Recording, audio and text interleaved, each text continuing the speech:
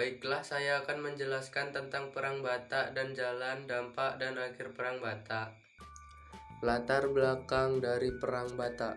Perlawanan rakyat Tapanuli melawan Belanda disebabkan oleh agama Batak kuno yang dianut masyarakat terancam oleh kehadiran agama Kristen.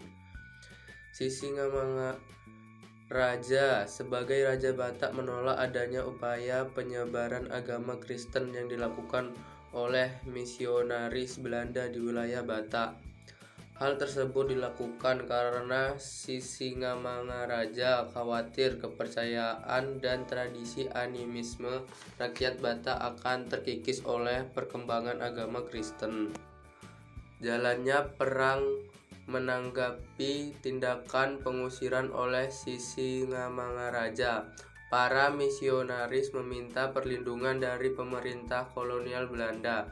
Pada 6 Februari 1878, pasukan Belanda tiba di Pearaja atau pedalaman Sumatera Utara dan bergabung dengan kaum misionaris Belanda. Kedatangan tentara Belanda di wilayah Batak telah memprovokasi Sisingamangaraja sehingga ia mengumumkan perang pada 16 Februari 1878 dengan melakukan penyerangan ke pos-pos Belanda di Bahal Batu. Perang Batak antara pasukan Sisingamangaraja dan Belanda berjalan seimbang selama tahun 1880-an. Serangan Sisingamangaraja pada Agustus 1889 mampu menduduki daerah Lobutalu dan membunuh beberapa tentara Belanda. Namun, penduduk Lobutalu tidak berlangsung lama karena Belanda kembali mendatangkan bantuan dari Padang untuk merebut kembali Lobutalu dari tangan Sisingamangaraja. Akhir dari Perang Batak. Perlawanan Sisingamangaraja dalam Perang Batak mulai meredup semenjak wilayah hutan Paong diduduki oleh Belanda pada September 1889.